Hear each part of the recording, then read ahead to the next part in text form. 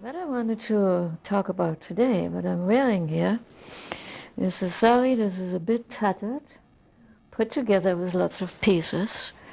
And if you look closely, it has even holes. But it is significant for me for today. These were the first two saris who came from the silk mills of Dehradun after God had initiated me. And each one of these two saris was getting so tattered that I had no other choice than putting two together.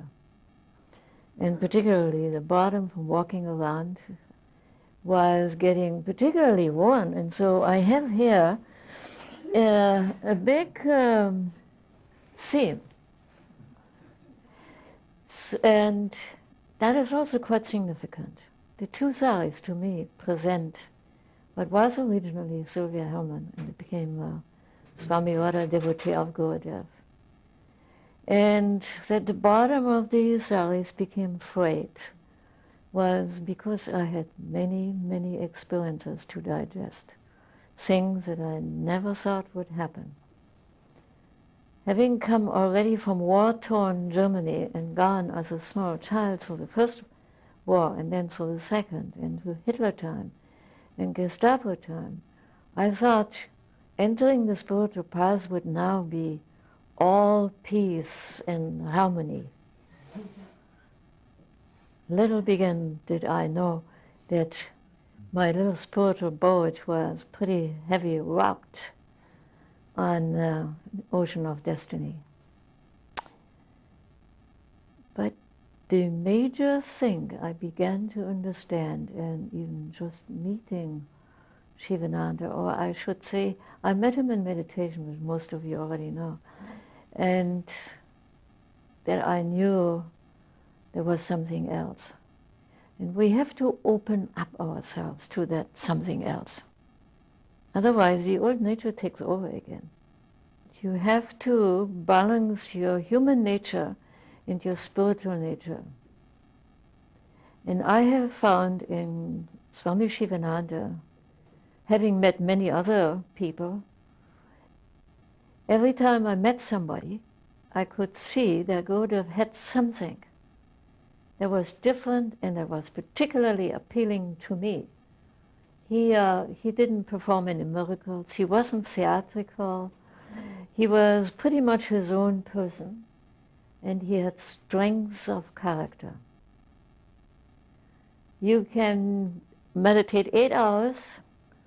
You can give $100 million away. You can give your life away if you want, but if you don't have strength of character to see yourself through the difficult times, and particularly tests and temptation, you simply can't make it. I wish all of you can meet someday Gurudev's spirit, his encouragement. There are very few people who are like Sivananda. There were many holy men and women, but there was something of an adventurous spirit in Sivananda. The way he dealt with women, he would say, yes, stand up for yourself. Yes, you should have education. Don't get married. Ask your parents to rather pay the education and put yourself on your own feet. And that was an excellent idea. And yes, you should accept the promotion of becoming the head of the school or the headmaster or whatever it else was. I just marveled at him, seeing in 55 and 56 how other women struggled just even to be able to voice their own thinking. And he took a risk. Many of the Swamis did not agree. Many will not talk to me today either. I'm a woman, he initiated, and from the West, and non-Brahmin.